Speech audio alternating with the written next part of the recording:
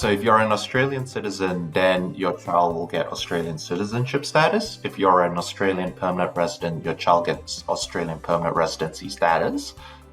If, say, you're a temporary resident of Australia, again, if you're on some form of a work visa, your child just mirrors whatever citizenship status you have. So that's how it kind of works.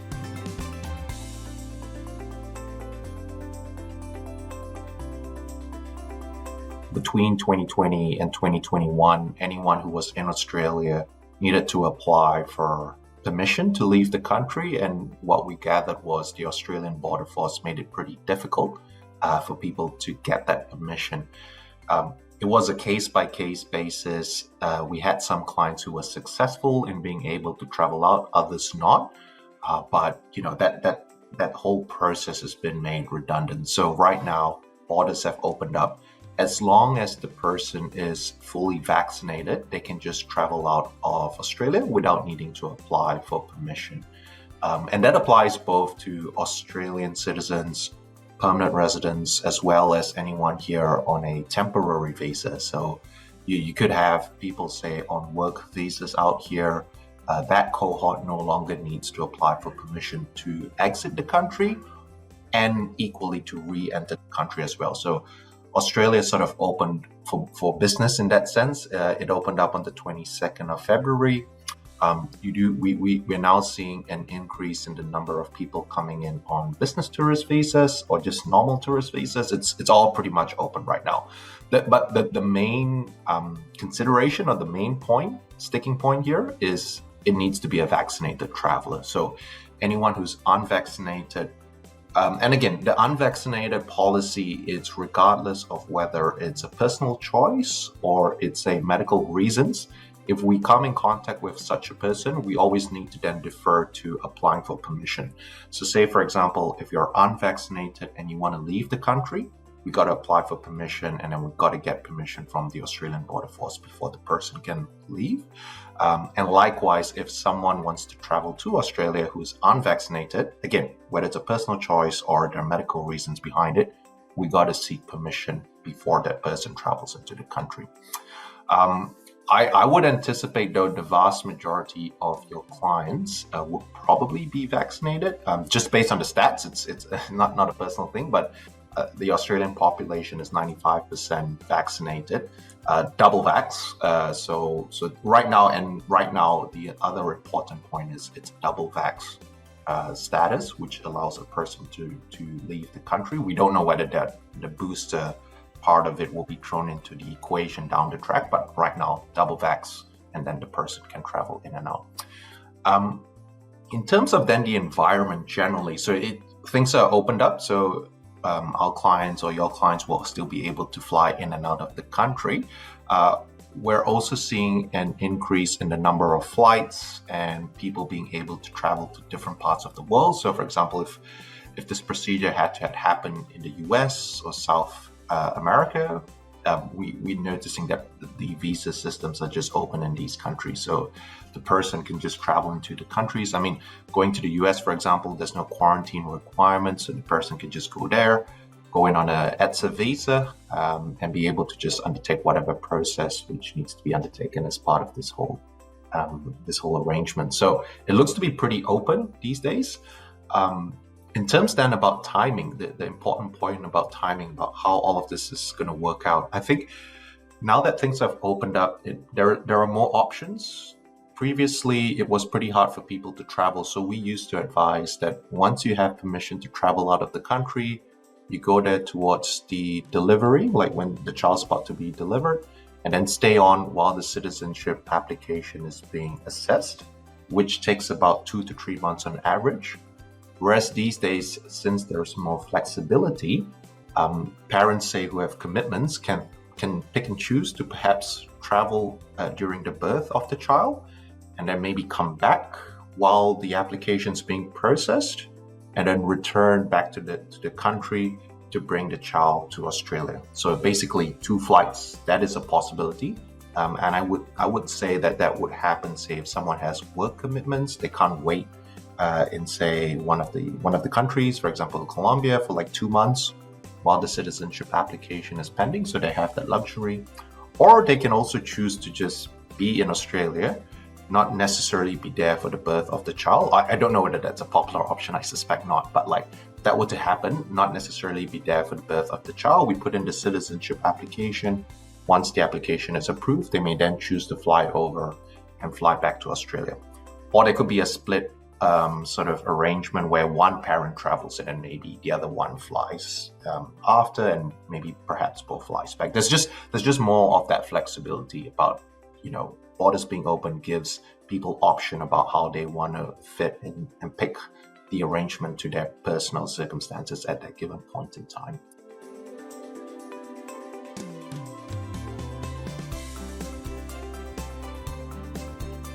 So the two options, if the baby has citizenship status, say if it's a US citizen, if the baby then is able to obtain a US passport, we can bring the baby back on a tourist visa initially. That's being linked to the US passport, so bring the baby back on a tourist visa. And then once the baby is in Australia, we push to get the citizenship application prioritized. Once that's approved, then the baby doesn't need to leave the country. That's one option.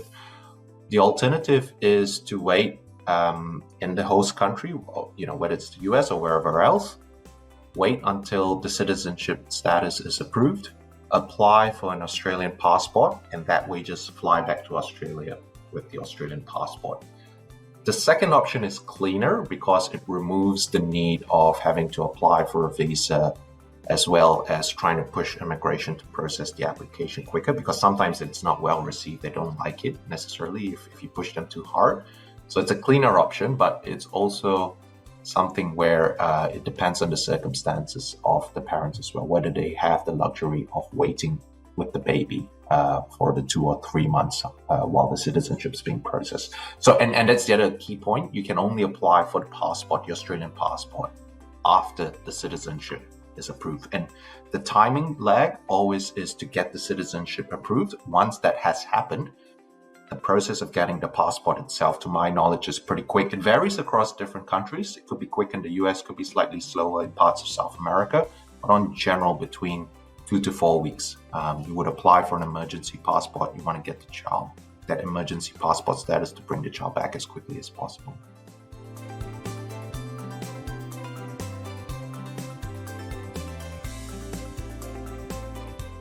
So most times we have that initial conversation when our clients are sort of thinking about going through the process. So they just want to understand what's involved from the visa/citizenship side of things. They talk to people like yourself about the procedures and the process as well. So we have that initial conversation. And then once there is a decision made with choosing the provider and going through the process itself, they go through it. And then when it's successful, when the insemination is successful, then we sort of get involved in the process. So I would sort of anticipate maybe the 3rd to 4th month, maybe after the 1st or 2nd trimester, that's when we get involved. That's when we know things are progressing well. And that's when we officially get involved in the process. So a conversation at first, just so they understand the process, give it a couple of months once they're ready. And then after maybe the 1st or 2nd trimester, we then get involved and have an actual representation and open a file and start the process.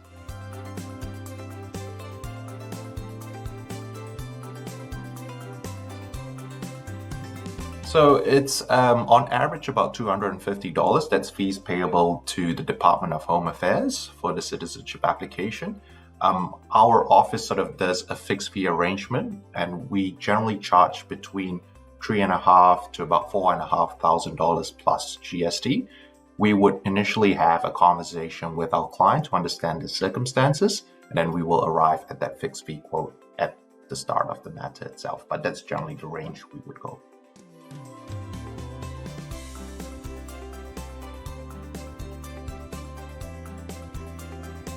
Based on the clientele we have, and we've done same-sex couples, we've done heterosexual couples, we've done single parents as well, generally there's no difference in the process. Each one has its own quirks. We'll adjust the advice and documents needed in terms of the process, but we've not noticed any variances in terms of the processing standards or in terms of the requirements. So it's all treated the same.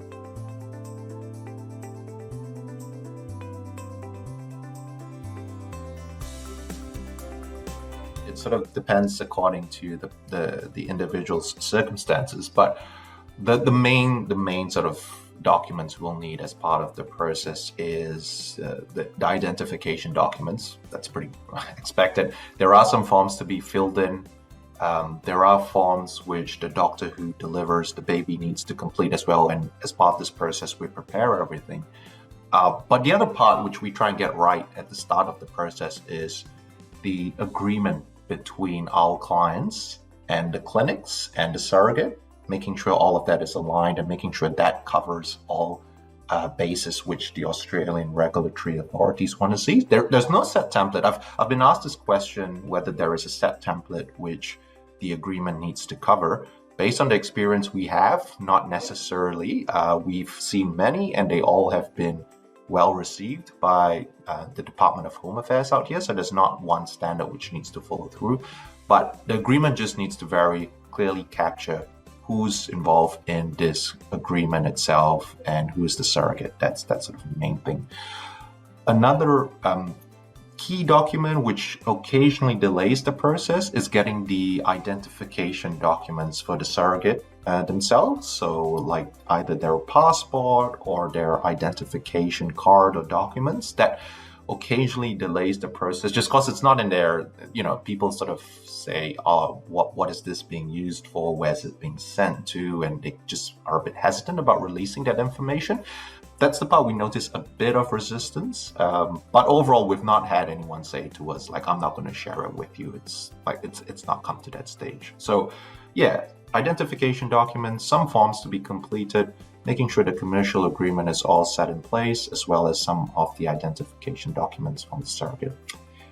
That's all the cases we've managed. And I'll add, by all the cases we've managed so far, we've been, I wouldn't say lucky, but we've been able to avoid having Home Affairs ask our clients to do a DNA test. I want to raise this because it's actually at the case officer's discretion.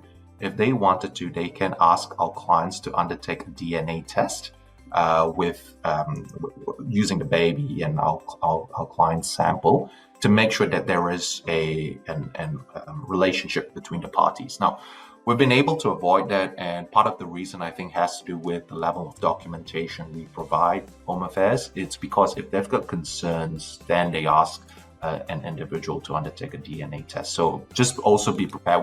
We can't obviously guarantee that it'll never happen, but I guess clients should be aware that there could be a possibility of the need of a DNA test. And if that were to happen, it needs to be undertaken in a test facility which is designated by Home Affairs. So it can't be any other test facility you pick and choose. They have a list of facilities in each country, and we have to go through that process with that particular test facility.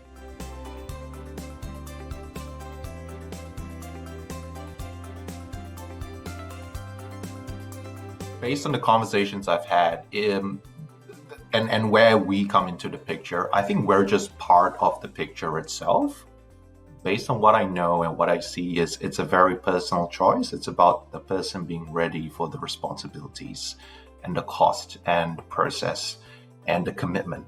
I think when that all is aligned correctly, when people are ready and fully committed to the process, the citizenship side, what we do, we try and minimize the friction as much as possible. So this is just part of the equation, getting your child the Australian citizenship status. It's not sort of the main necessarily focus or sticking point or the stressful point in this step.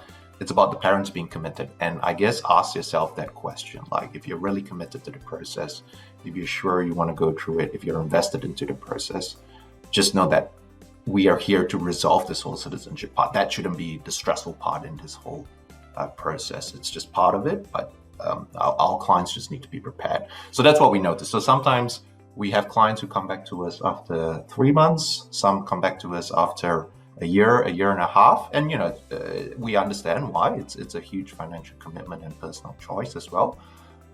But when you're ready to go through the process, then just go through it, and then you'll have everyone here to support you as part of it.